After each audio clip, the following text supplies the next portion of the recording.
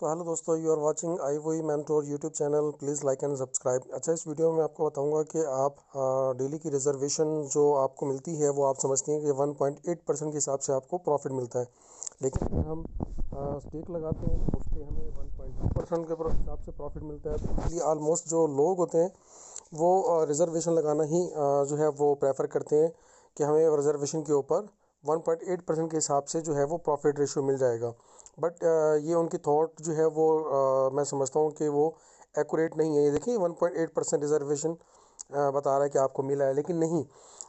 Stake के ऊपर आपको 1.2% मतलब अगर आप फ्री जोन मिल रहा है 1.2%, ठीक है। अगर फ्री जोन 2 में है तो 1.5% मिल रहा है। लेकिन रिजर्वेशन के ऊपर आपको हमेशा से ही टोटल रकम के ऊपर 1.3% या 1.4% के हिसाब से प्रॉफिट मिलता है। इससे ज़्यादा आपको प्रॉफिट नहीं मिलता। तो मैं आपको उसके लॉजिक भी बता देता हूँ, मतलब उसकी आपको प्रूफ भी सेंड कर बता देता हूँ। ये आज मुझे 209 की जो है वो एक NFT मिली है, जिसके ऊपर 1.8% के हिसाब से मुझे प्रॉफिट रेशो मिला है। लेकिन मेरे पास जो वॉलेट के अंदर जो मेरा बैलेंस था वो $286 था। तो मुझे या तो फिर $286 के ऊपर 1.8% के हिसाब से मुझे जो है वो रिवार्ड मिलता। लेकिन उन्होंने मुझे 1.3% के हिसाब से मुझे टोटल रकम के ऊपर उन्होंने मुझे एक NFT दी। और उतनी अमाउंट की उन्होंने वॉलेट से USDT जो है वो डिडक्ट कर ली है। तो 1.3% मैं आपको बताता हूँ कि कैसे आया है। 286.98, ठीक है। तो अब ये 286 मल्टीप्लाई 1.2 डिवाइडेड बाई 30, 3.4 जो है वो डॉलर USDT बनते हैं। लेकिन अगर मैं इसको 1.3% करता हूँ तो 3.7, और मुझे कितना रिवार्ड मिला है आप ये देखें, 3.61, मतलब 1.25% के हिसाब से मुझे ये प्रॉफिट रेशो मिला है। लेकिन हमें शो करता है कि आप 1.8% के हिसाब से आपको प्रॉफिट रेशो मिल रहा है, जो कि एक नहीं है।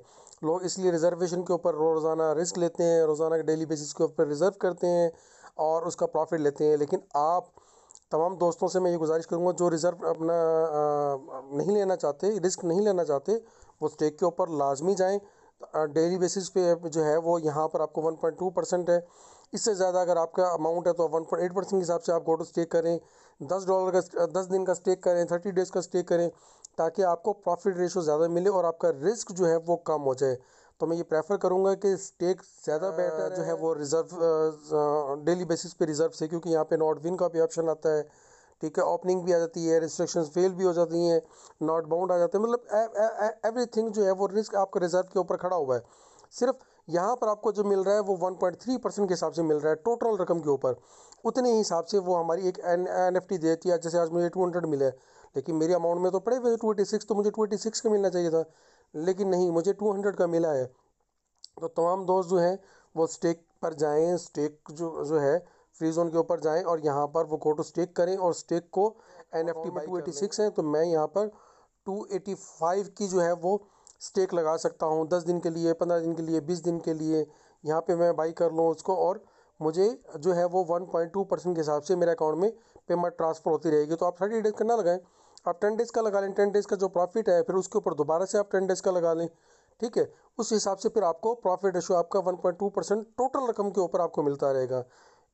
ये वीडियो शॉर्ट बनाई है, तो आपको अगर वीडियो अच्छी लगे तो लाइक एंड सब्सक्राइब जरूर कीजिएगा। मैं ऐसी वीडियोस बहुत ज़्यादा लेकर आता हूँ मेरे यूट्यूब चैनल के ऊपर।